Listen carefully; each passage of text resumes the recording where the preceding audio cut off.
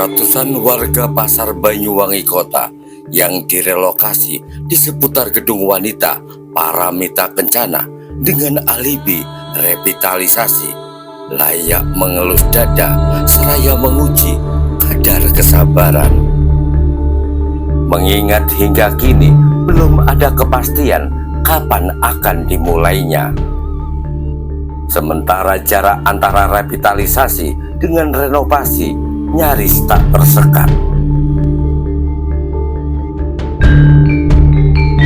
Apalagi Pasar Banyuwangi Kota yang dibangun pada tahun 1981 di era Bupati Susilo Soeharto itu sudah mengalami 3 kali renovasi, yakni pada tahun 2014, 2015, dan 2016.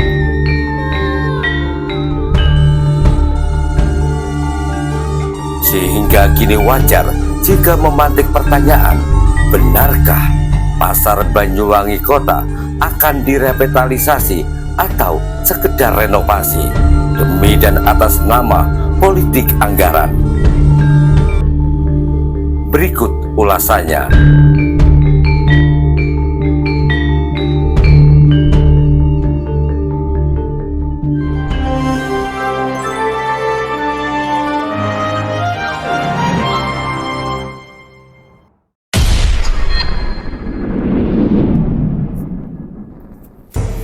Assalamualaikum warahmatullahi wabarakatuh. Waalaikumsalam warahmatullahi wabarakatuh. Nah, pemirsa, kita kembali jumpa dalam sebuah acara spesial ngobos di Kampung Atrak.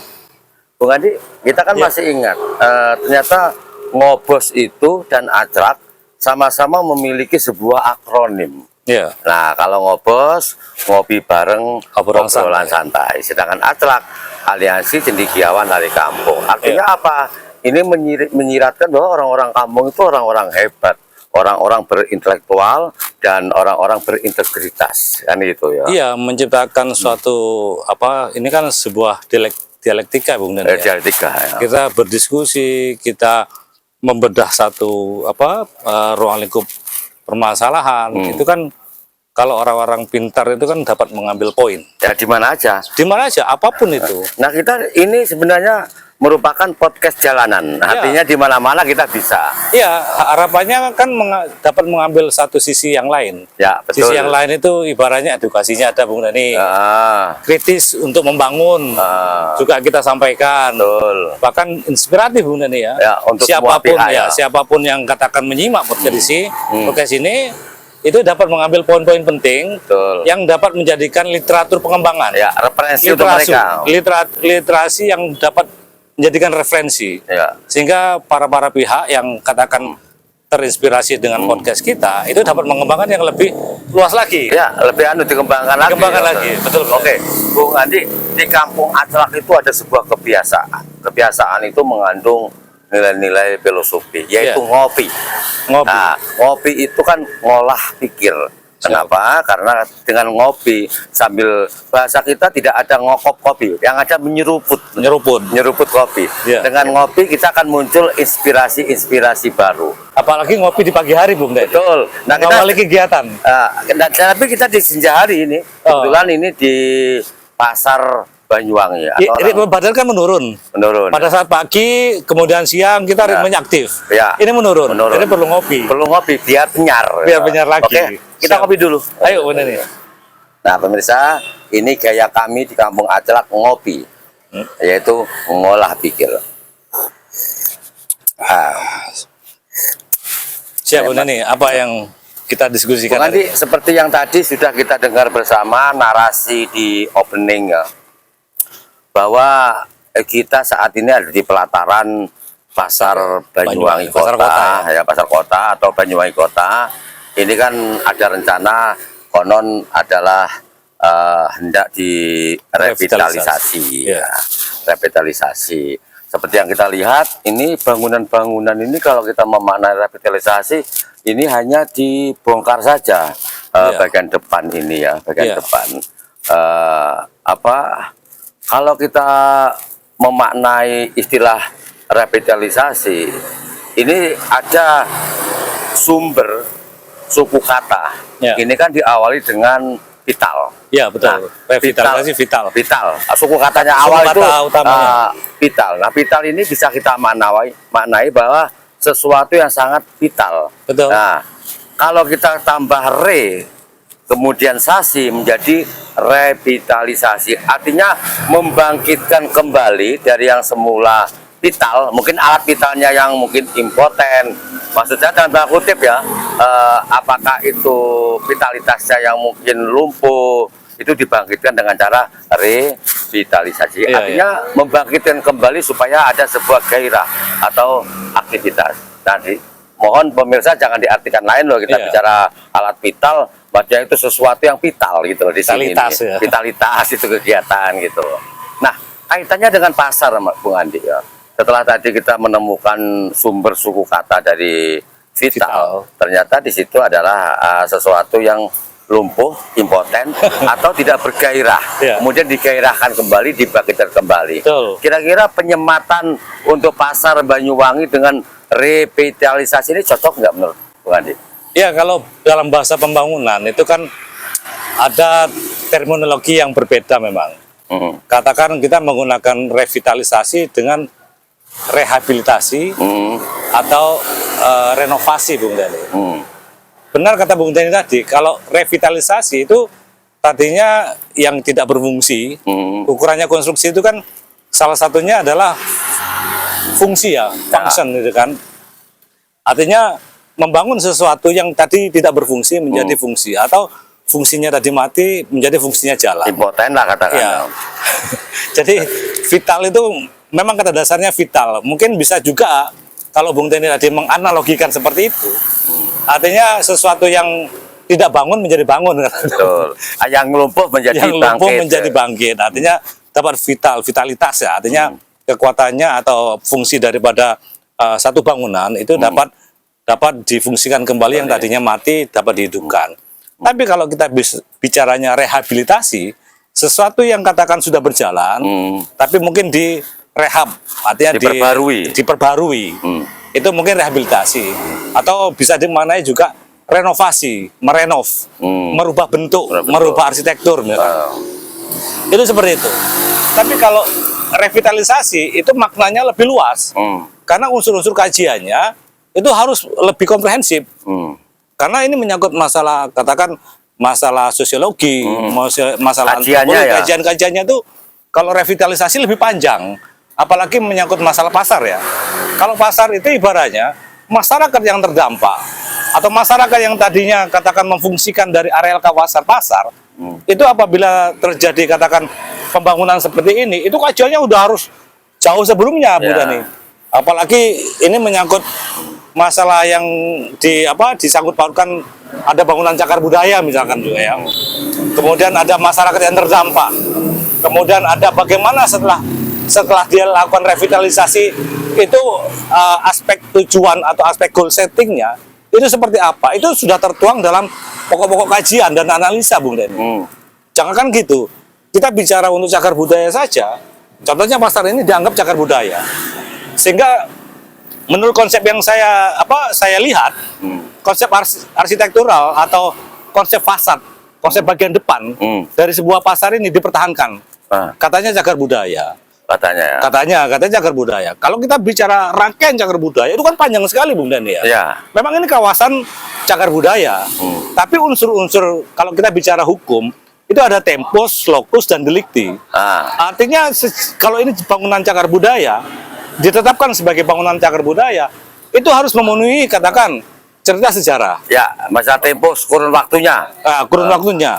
Ada sejarah yang membuktikan bahwa bangunan-bangunan ini memang sebelum kolonial atau masa-masa yang sebelum penjajah datang misalkan. Karena Undang-Undang Nomor 11 tahun 2010 tentang cagar budaya itu menyangkut masalah kebendaan. Benda. Kemudian rangkaian sejarah. Tempos tadi yang kita bicara. Kemudian kita bicara situs, Bung Dani. Ada nggak situs-situs yang kita temui? Berkaitan dengan lokusnya. Mungkin memang ini rangkaian yang kita bisa analisa bahwa ini kita dulu bicara landmark, Bung Deni, ya. Ada pasar, ada masjid, ada taman, ada Inggrisan, nah, ada itu pelabuhan. Itu bisa kawasan situs. Bahwa ini peninggalan sebelum era kolonial atau era kolonial. Nah, ini kan harus dikaji dulu. Tetapi menyangkut unsur kebendaannya, itu juga harus dikaji juga. Jangan-jangan bangunannya bukan lagi zaman kolonial. Padahal kalau kita lihat rangkaian daripada bangunan yang sudah terbangun ini baru. Pertama, batu batanya ukuran kecil. Ukuran kecil. Bukan nilai sejarah nggak ada. Kalau dibanding rumah saya yang kuno, Bung Deni, yang rumah katakan itu era kolonial, itu batanya besar-besar, Bung Deni. Nah, kemudian menyangkut masalah kebendaan yang berupa struktur.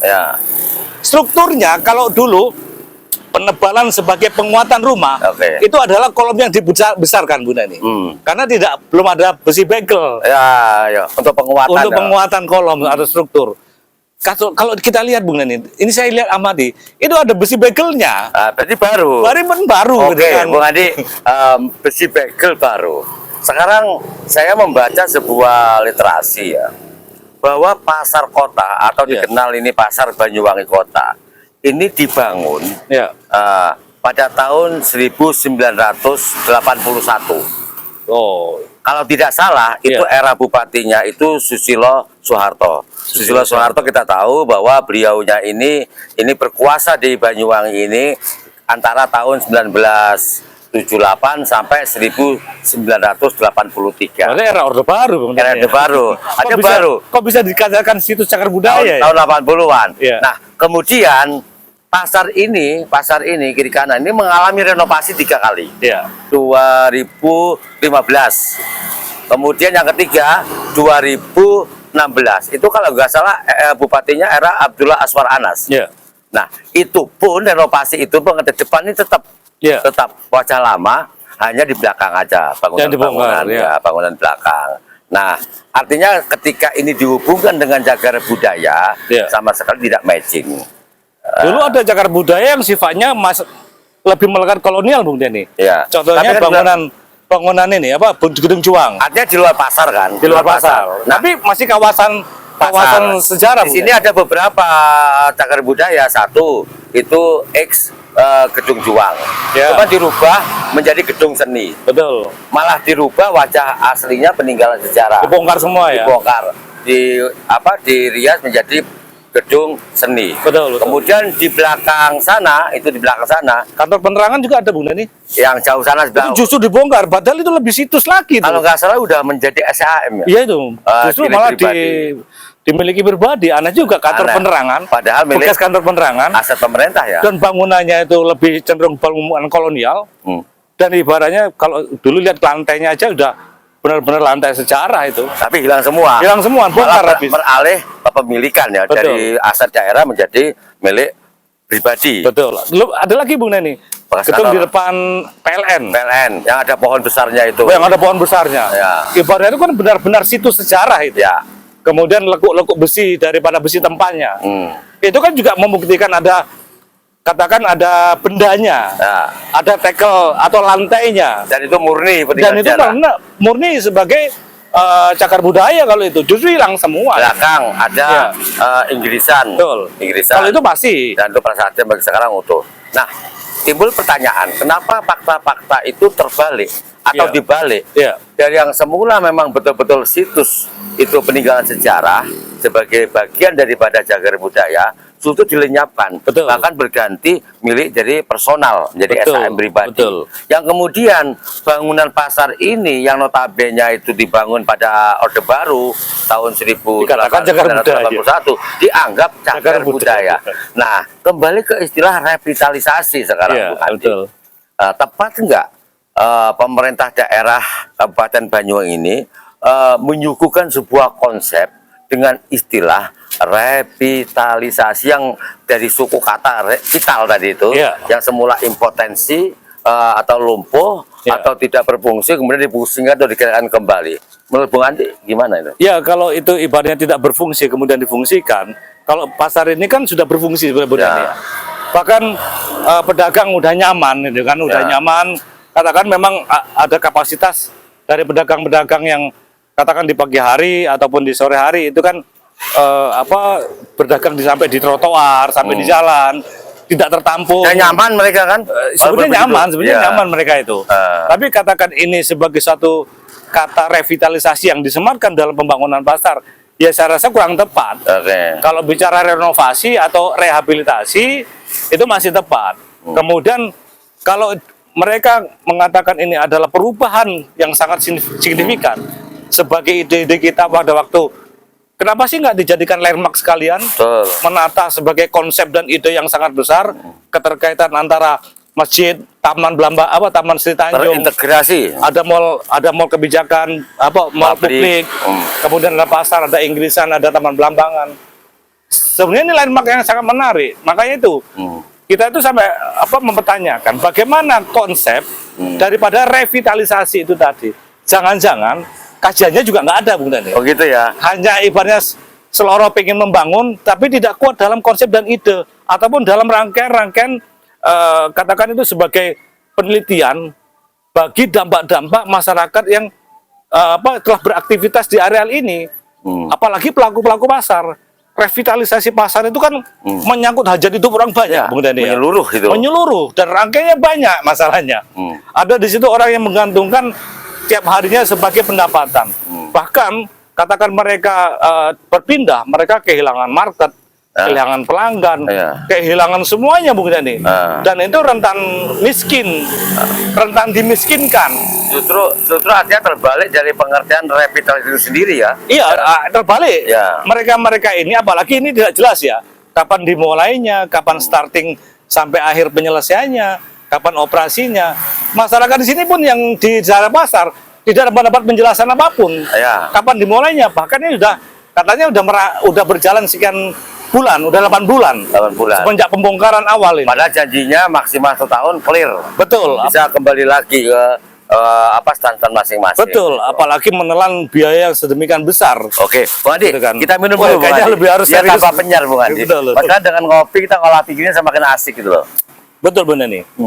Jadi ada rangkaian-rangkaian, saya lanjutkan, Bunda nih ya. Ada rangkaian-rangkaian yang seolah-olah di awal, di tengah, dan di akhir itu terputus semua gitu loh kan. Nggak ada sambungan ya. Publik ini tidak menjelaskan hal-hal yang sifatnya harapan, yang menjelaskan bahwa dia punya harapan untuk bangkit, vital, bangkit, bangun, punya harapan masa depannya. Ini belum yang kita dengar malah keluhan, Bung Dani ya. Keluhan mereka tidak punya pelanggan yang kehilangan pelanggan, sehingga hariannya dia sudah tidak mencukupi lagi. Bahkan program-program pemerintah untuk katakan belanja di pasar itu kan seberapa dampak. Tapi ya ada kan? yang mengenaskan lagi, Bung Adi. Menurut Iya. cerita orang-orang pasar itu, saya pernah ditawari. Mereka itu karena sepi pelanggan, rezeki yang dikasih sehingga nggak mencukupi untuk kebutuhan keseharian. Ada yang menjual barang-barang pribadi, Betul. ya, seperti jam tangan dan sebagainya, untuk mencukupi keberlangsungan kebutuhan itu. Betul, Bung Dani. Apalagi begini, Bung Dani ya, mengorbankan bangunan gedung wanita yang sudah tertata rapi menjadi pasar. Apakah tidak juga mengorbankan aset publik lainnya, aset pemerintah lainnya, kemudian ditempati untuk katakan pasar yang rencananya belum pasti sampai kapan dia menempati. Fungsi gedung wanitanya dikorbankan, bahkan sampai jalan yang baratnya, selatannya, Bung Dani, kan itu ada jalan menuju ke Polsek. Kalau pagi hari orang mau melapor, orang mau membuat kehilangan, orang mau mengakses kepolisian, itu terhambat, Bung Terhalang Dani. ya. Terhalang oleh aktivitas pasar ya. Betul, Bung Dani. Nah, ini kan mengorbankan sisi aspek pelayanan yang lain. Sampai kapan? Sementara proyek yang digagas ini Sampai sekarang nggak ada kejelasan. Tidak tahu kejelasannya seperti apa. Oke, Bung Andi, yang saya dengar bahwa untuk istilah versi mereka dalam tanda kutip revitalisasi itu kurang lebih dananya kalau nggak salah ya kurang lebih 200 miliar. 200 miliar ya. Ya. Sementara yang kita sama lihat Inggrisan ya dia. Katanya sih terintegrasi dengan Inggrisan. Tetapi yang kita lihat faktanya hari ini, bayangan saya pribadi, mohon maaf, sebelumnya itu bahwa pasar ini di bangunan-bangunan ini dirobohkan. Sudah dirobohkan. Maksudnya dirobohkan semua depan ini. Diawali ya. Maksudnya perkiraan saya waktu itu, karena pengertian revitalisasi itu tadi. saya tertumpu dengan pemahaman saya bahasa ya. Ya. Dari kata revitalisasi itu berarti kan menyeluruh ya, harus Ya. dirubah. Ya. Nah, kalau seperti yang kita lihat bangunan-bangunan ini, Ya. ini kan hanya depannya itu hanya dirusak, dijebol gitu aja. Sementara bangunan utamanya Ya. ini utuh. Nah, menurut Bung Andi, ini gimana? Apakah nanti ini sekedar mengganti kaca atau triplek depan ini, sementara bangunan yang lama seperti yang Bung Andi tadi ceritakan, Ya. katanya mempertahankan ada nilai-nilai cagar budaya. Ya. Gimana itu? Ya, saya melihat konsep dalam gambar arsitektural yang diberikan atau disebarluaskan ke masyarakat. Ternyata bangunan-bangunan depannya itu tidak mengalami perubahan, hanya diberi kaca-kaca aja. Oh, hanya kaca-kaca. Hanya kaca-kaca aja. Kemudian argumentasi pihak pemerintah bahwa di situ adalah cagar budaya. Kalau kita melihat dari kondisi existing, kondisi aslinya, pertama ada besi begelnya.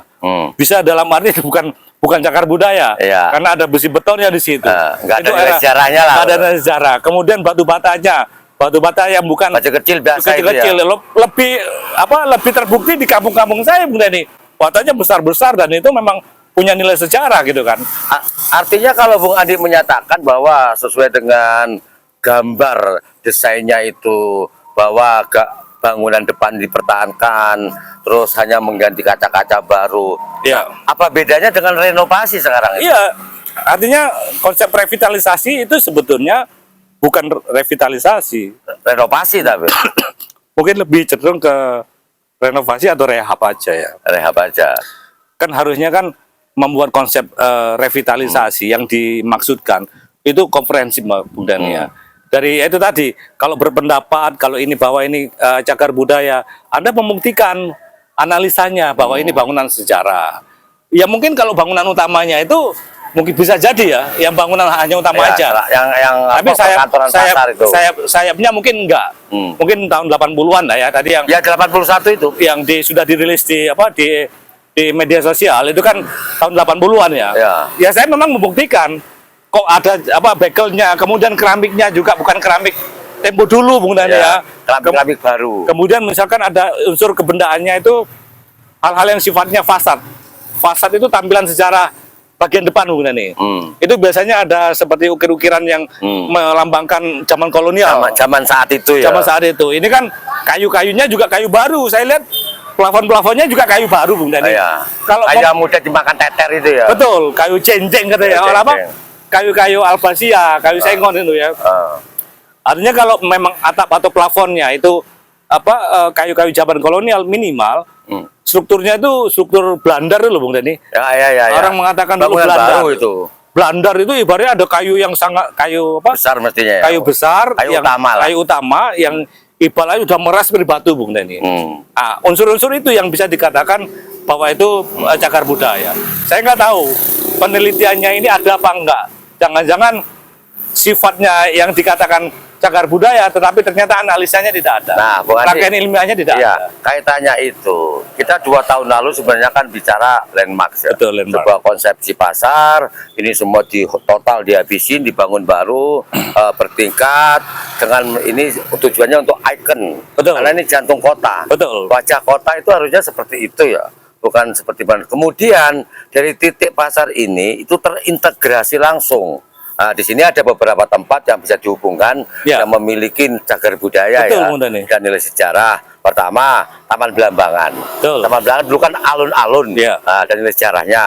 Kemudian ada Inggrisan. Betul. Kemudian ada Gedung Juang yang sudah berubah menjadi gedung seni. Betul. Nah, kita ke barat itu terintegrasi dengan Taman Sri Tanjung. Ya, betul. kan? Nah, dari Taman Sri Tanjung ini kan kita bisa ke utara itu bisa langsung ke Pendopo. Ya.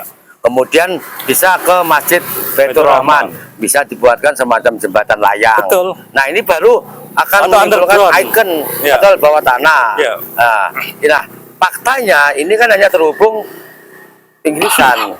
Nah, seperti apa konsepnya? Ini sampai sekarang ini masih meragukan. Bahkan ini sebagian, yang lainnya dibongkar, yang ini ada yang seolah-olah katanya milik Nah, pribadi, itu. SHM ya katanya. Nah, ya, Kan aneh oke. juga ini. Nah, ini ini kan tidak merata pembongkaran. Seperti toko-toko yang sebelah utara ini ya, di garis kita Katanya udah ber-SHM ya. Itu ada beberapa toko yang nggak dibongkar. Padahal bangunannya sama.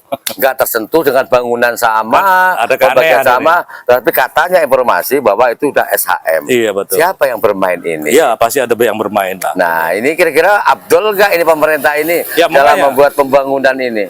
Ya aspek legal, aspek yuridis, Hukum, aspek ya. hukum, aspek sosiologi, aspek antropologi, masyarakat, budaya masyarakat, situs dan peninggalan sejarah, itu seharusnya dalam konsep ide dan gagasan di awal itu sebenarnya harus ada pembahasan yang lebih menguatkan, Bung Denny. Ya. Dan tujuan goal setting daripada pembangunan untuk apa sih? Katakan untuk landmark Banyuwangi.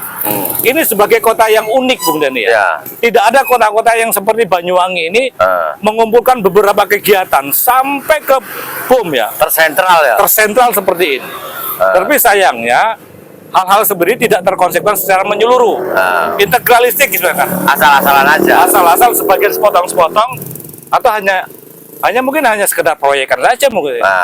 Hanya sekedar Renovasi sebetulnya. Renovasi dibungkus revitalisasi. Betul. Nah, fakta sekarang Bung Andi. Fakta. Ya. Oke, minum lagi. Ya, benar dulu Mas. Seperti fakta yang kita lihat saat ini. Ya. Bekas pembongkaran di bangunan bagian depan terus belakang ini kan dibiarkan berserakan. Betul, bahkan sampah-sampah mulai menumpuk. Sampah-sampah menumpuk Puing-puing menumpuk, dibiarkan. kemudian kabel-kabel ya. Semerawut. Artinya begini, ketika orang luar kota Ya. datang ke Banyuwangi ingin melihat ikon daripada wajah ibu kotanya Banyuwangi, mereka hanya disuguhkan tempat-tempat berserakan sampah sepanjang jalan seperti ini. Betul. Puing-puing. Ini kan kasihan. Betul. Apalagi sampai saat ini, Bung Andi, pernah lelang itu pertama kan sudah dikenakan seseorang ya. Ya, Kemudian dibatalkan, dikenakan badan katanya usaha, diulang. katanya diulang, betul. Nah, sampai sekarang kan belum ada kejelasan. kepastian. Ya, betul. Nah, kira-kira Bung Andi, menghadapi fakta seperti ini, ada ketidakadilan dalam pasar ini seperti ternyata ada aneh dalam stand-stand ini, ada beberapa stand justru menjadi SHM atau milik pribadi. Betul. Nah, yang lainnya dibongkar seperti ini, diusir. Rasanya dalam tanda kutip loh ya, diusir di seputaran gedung wanita Paramita Kencana itu. Ya. Nah, kalau Bung Andi kira-kira bisa nggak menganalisa ke depan bahwa pasar ini akan terbengkalai atau bagaimana? Ya kalau dari indikator-indikator di awal saja, maaf ya, katakan masyarakat sekitar sini aja yang terdampak. Ibaratnya, bicaranya begini, menjalankan proyek kok kayak gini sih, ya. Menjalankan satu proyek kok seperti ini, kan? Pembongkaran dilakukan tidak terkoordinasi, kemudian time frame dalam hal setelah dibongkar kemudian kontraktor utama pelaksananya siapa, pemenangnya siapa, kapan waktunya, kapan time frame untuk pekerjaan itu diselesaikan, kapan itu di milestone-kan untuk katakan ini dapat beroperasi, itu masyarakat tidak jelas, Bu Dhani. Artinya masyarakat sendiri bingung. Proyek yang dijalankan pemerintah daerah ini bingung. Sisi lain mau mengikuti aturan Sisi pemerintah. lain ingin mengharap bahwa mereka juga ada perubahan, ada harapan, ada perubahan. Tapi sisi lain, indikator-indikator di awal saja, katakan pembongkaran, mobilisasi alat berat, bongkar pakai ekskavator. Setelah itu dibiarkan terbengkalai seperti ini. Ya. Kemudian siapa pemenang tendernya? Kapan pelaksanaannya, eksekusinya? Itu tidak ada kejelasan sama sekali. Bung Andi, ada bisa mungkin prediksi tadi yang Bung Dhani sampaikan bisa mungkin terbengkalai. Bisa terbengkalai. Ada yang terlalaikan atau terlupakan ya. Ini kan pasar kota ini atau Banyuwangi kota ini kan mengalami 3 kali renovasi. Renovasi ya. 2014, 2015, 2016. Ya. Itu eranya siapa, Bung Andi? Ya, katakan era itu era setelah Abdullah Azwar Anas. sih. Nah, oke. Anas ini kan berkuasa 2010 ya, periode sampai 2015. 2015 sampai 2020 ya. 20. Nah, eranya sekarang, eranya siapa? Eranya epok istrinya, ya dibayang-bayangi oleh Anas. Modusnya, mohon maaf saya katakan modusnya, revitalisasi itu kan nggak jauh beda dengan renovasi yang dilakukan 3 kali dalam berurutan 3 tahun ini. Nah, ini apakah sekedar sebagai politik anggaran atau bagaimana ini Bung Andi? Ya bisa jadi ini mabuk itu mabuknya konsep-konsep dalam hal penggunaan anggaran, baik anggaran APBD ataupun sekarang di kementerian itu ada apa suaminya ya. Itu adalah konsep-konsep yang tadinya berkembang di Banyuwangi yang sampai saya ini politik anggaran tadi Bung Dani ya. Semua ujung-ujungnya proyek. Setelah ujung-ujungnya proyek semuanya ada VV project misalkan. Kemudian semuanya bertumbuh pada hanya anggaran-anggaran tanpa melihat kajian-kajian, tanpa melihat perencanaan-perencanaan yang baik gitu kan. Semuanya pokoknya proyek pokoknya sesuai ada tanda kutip ada kembalian Bung Dani. Jare wong Banyuwangi ham penting oleh badi ya. Ham penting oleh badi nyirik kalah menang pokoknya nyirik. Ya, pokoknya nyirik. Kalah menang pokoknya nyirik di sana kan. Itu tidak pernah hal-hal yang sudah dihabiskan kan anggaran APBD kita ini berapa? Hampir kurang lebih 3 triliun. Ya, kurang lebih. Berapa periode yang sudah dilaksanakan 3 triliun ini? Berapa event yang sudah dilaksanakan? Jare tukang ngojek yang param-paran itu kan. Artinya kalau begitu ya dengan 3 kali renovasi 3 kali tahun berurutan eranya Bupati Anas dan sekarang ini lanjutkan di eranya Bupati Eupik. Tuntaskan kan begitu. Tuntaskan itu apakah tidak kejelasannya ini gitu. Iya, bahkan ditambahkan lagi yang baik dilanjutkan. Loh yang baik itu memang harus dilakukan kan. Kan di sini yang baik dilanjutkan, yang belum tuntas, yang belum selesai dituntaskan. Sekarang yang baik itu memang kita harus berbuat baik. Nggak perlu ibaratnya itu bahasanya yang baik harus dilanjutkan. Nggak harus keluar-keluar. Ini juga aneh juga yang membuat kalimat kata atau terminologi kata yang disampaikan dalam kampanye. Kemudian yang belum selesai dituntaskan. Kalau yang belum selesai itu ada hal-hal yang sifatnya besar. Contohnya seperti ini. Nggak selesai. Apa yang diselesaikan atau dituntaskan anggarannya? Apa anggarannya ya kan? Itu ya? Atau kegiatan yang nggak selesainya kemudian. Ya ini kan menjadi pertanyaan-pertanyaan. Pemerintah atau birokrasi Banyuwangi ini dalam menata kelola pemerintahannya itu kok seperti ini gitu loh kan?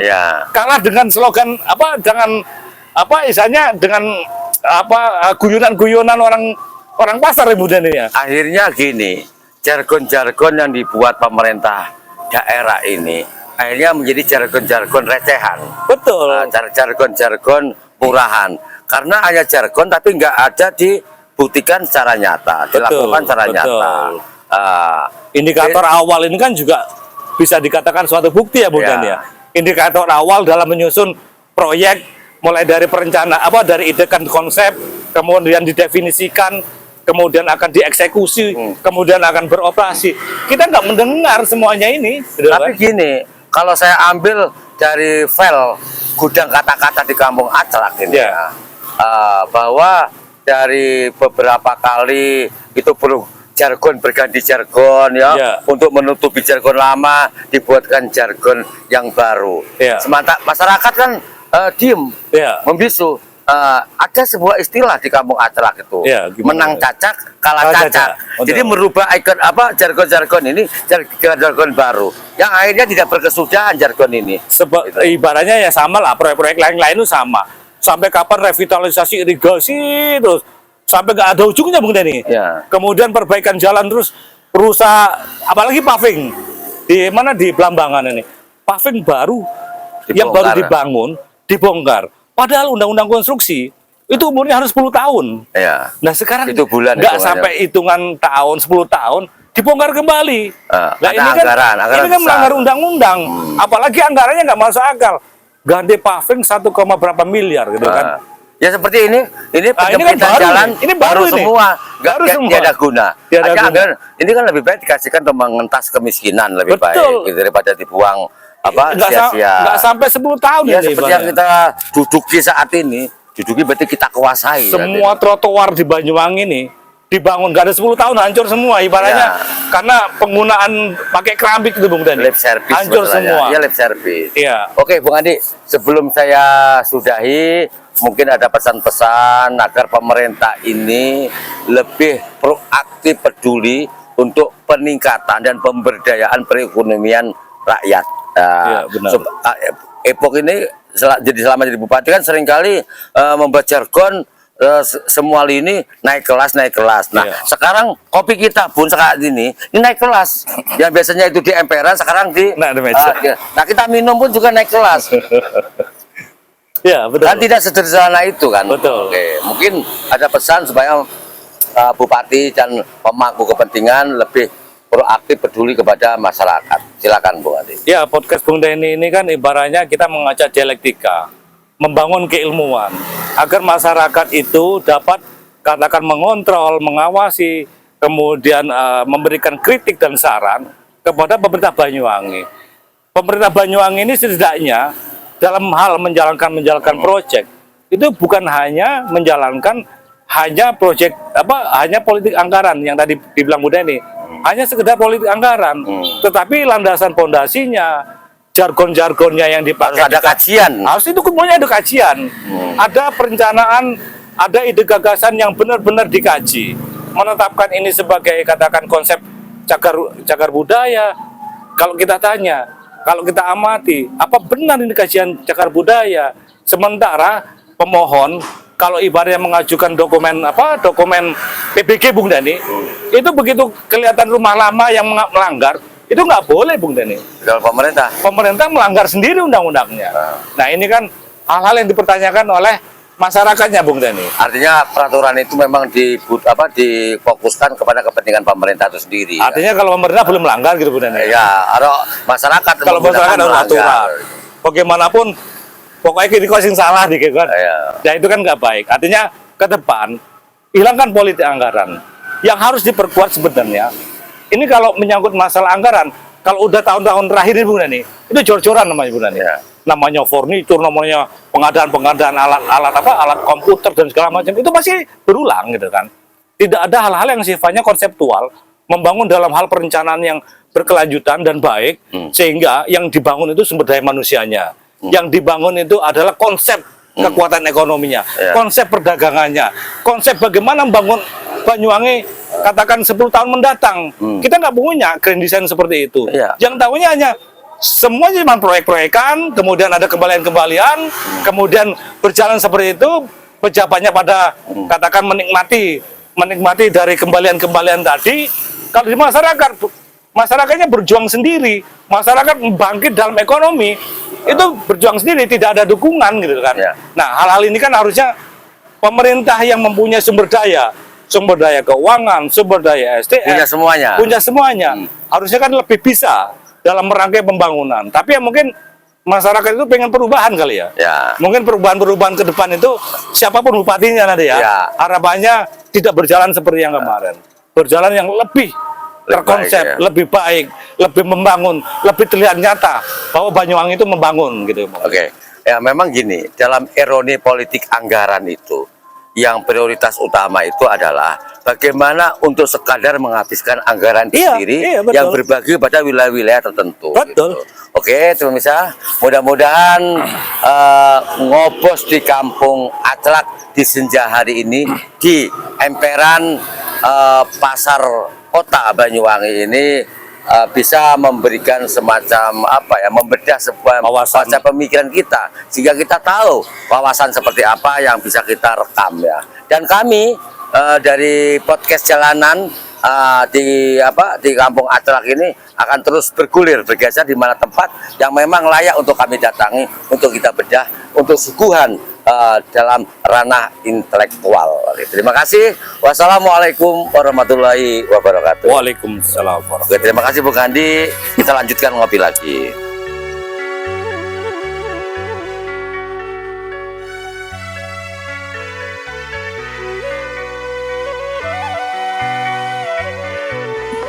Iki tutu Aclak kesenjangan tapi nggak atake wong cendekia